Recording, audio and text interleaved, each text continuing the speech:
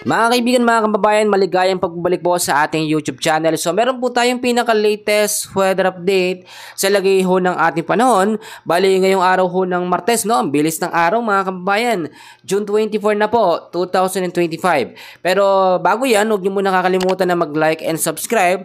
At importanteng nakahit ang notification bell para pag mga update tayo sa lagay ng panahon ay nanonotify at na-update ko po kayo ng mabilisan. Sa ngayon ho, eto na naman tayo, no? Panibagong low pressure area na naman ang ating minomonitor. At ito ay nasa loob pa ng ating Philippine Area of Responsibility. So tignan natin mga kaibigan itong panibagong low pressure area, no? Ito po yung may lokasyon ngayon na 175 kilometers west of southwest of Iba, Zambales.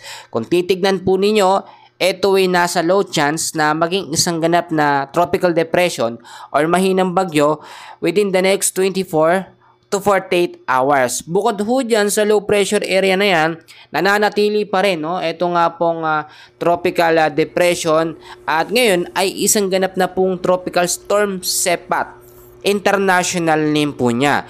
So marami nagtatanong, ito bang tropical storm sa labas ng Philippine Area of Responsibility ay may epekto sa ilang bahagi ng ating bansa? Mga kaibigan, mga kababayan, lilinawin ko lang, wala pong direktang epekto etong tropical storm sa labas ng ating PAR.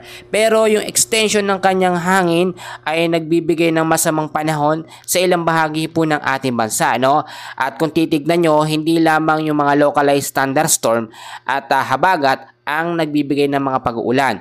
So, tignan muna natin yung tinatawag ho natin mga kababayan ko na forecast weather condition, which is ito po yung mga lugar na apektado ng tinatawag natin. Meron tayong tatlong weather system ngayon na nakakaapekto sa ating bansa. Meron tayong tinatawag na southwest monsoon, merong localized thunderstorm at ito nga pong low pressure area. So sa area ng Pangasinan, Zambales, makinig ho kayo, Bataan, asahan ho natin dyan weather condition, cloudy skies with scattered rains and thunderstorm dahil po yan sa low pressure area na nasa loob ng ating Philippine Area of Responsibility na merong medium chance na maging isang ganap na tropical depression. So yung mga lugar na yan, mag-ingat po sa posibleng banta ng mga pagbabaha, gayon din sa mga posibleng banta ng landslide. Samantalang dito naman tayo sa area ng Metro Manila, kasama na ho dyan ang Calabarzon, ang Bicol Region, ang Mimaropa, Western Visayas, Zamboanga Peninsula, BARMM, Negros Occidental at the rest po ng Central Luzon. Patuloy din po makakaranas ng cloudy skies with scattered rains and thunderstorm. Pag sinabi natin scattered rains and thunderstorm, yan po yung mga kalat-kalat na mga pag-ulan na may kasamang pagkulog at pagkidlat. Napansin naman natin kahapon, sobrang lakas ng mga pag-uulan, no? Na may kasamang mga pagkulog at pagkidlat. Yun po yung tinutukoy natin, no? Dahil po yan sa southwest monsoon. So, kung titignan nyo, ang ilang bahagi ng Luzon, apektado naman ng localized thunderstorm. Ang localized thunderstorm talaga mga kaibigan, akala natin bagyo ang epekto, no? Pero hindi ho yun bagyo. So, ngayon, kung titignan nyo, low pressure area pa lamang ang meron tayo sa loob ng ating Philippine Area of Responsibility. Ngayon, marami nagtatanong, may chance daw ba na maging panibagong bagyo o ikalawang bagyo itong low pressure area na nasa loob ng ating Philippine Area of Responsibility? Sa ngayon ho, kasi kung titignan natin, no, nasa low chance ito na maging isang ganap na tropical depression at kung sakali ho na mahatak niya or hatakin niya itong habagat, no, which is yan yung nagbibigay ng mga pag-uulan sa ilang bahagi ng ating bansa, may chance na maging isang ganap na bagyo within the next 24 to 48 hours, no? Dahil kung titignan nyo, nasa low chance, posibleng hindi niya nadaanan yung pagiging medium chance, high chance na maging isang ganap na bagyo. Once na kumunik na siya, no? Or magkaroon ng interaction dito nga po sa habagat or southwest monsoon, ito nga pong low pressure area. So mangyayari lamang yon kapag hinatak niya ito nga pong hanging habagat. So mag-ingat na lamang po tayo sa mga posibleng banta nga po ng mga pag-uulan dahil dyan sa tinatawag natin na low pressure area at southwest monsoon. Mga kababayan, ipapaalala ko lamang sa inyo ang pangalawang bagyo ho na mabubuo sa loob ng ating Philippine Area of Responsibility ay tatawagin po natin Bagyong Bising, no? After po ni Auring, Bising naman ngayon. So itong si Bagyong Bising, kung sakasakaling mabuo nga, hindi naman ito sa ngayon nakikitaan ng potensyal na magiging isang ganap na malakas na bagyo, no? So wag tayong mag-worry kung may mga lumalabas na update na malakas na bagyo daw, super typhoon, ganito ganyan. Minsan kasi tinatakot na lang tayo no, kung ano-ano mga bagay na yan. Kaya nga ina-update ko kayo para din malinawan tayo sa totoong balita. Magkagayon man mga kaibigan, balikan natin yan.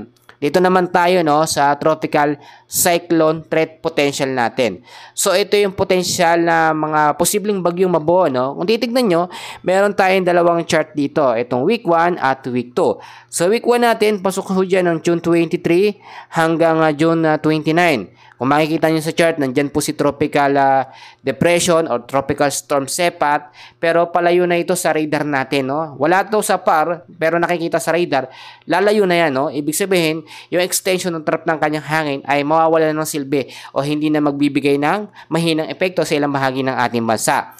At itong dilaw naman na yan, ito yung sinasabi natin na low pressure area at merong low chance na maging isang ganap na tropical depression. Pagdating naman ng week 2 natin, pasok dyan ng June 30 hanggang July 6, no?